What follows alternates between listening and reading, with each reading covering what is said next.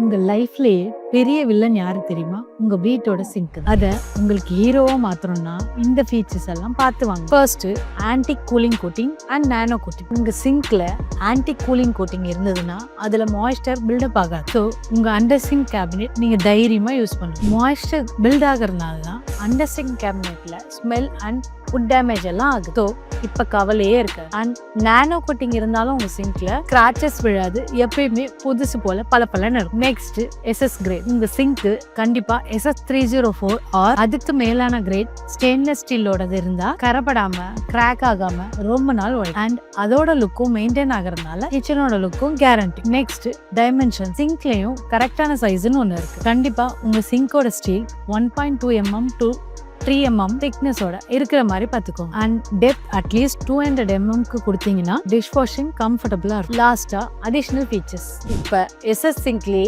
நிறைய ஃபீச்சர்ஸ் வந்துருச்சு. Like cup washer, detachable tap, fruit and vegetable rinser, அப்படி இப்படின்னு எவ்வளோக்கு எவ்வளோ ஃபீச்சர்ஸ் இருக்கோ அவ்வளோக்கு அவ்வளோ உங்க டிஷ் வாஷிங்கும் ஈஸியா இருக்கும். இந்த மாதிரி ரைட்டான இன்டீரியர் டிசிஷன் இருக்கணுமா? அப்ப எங்க கிட்ட நிறைய ஐடியாஸ் இருக்கு. உடனே DM பண்ணுங்க. நாங்க உங்களுக்கு ஃப்ரீ கன்சல்டேஷன் தரோம்.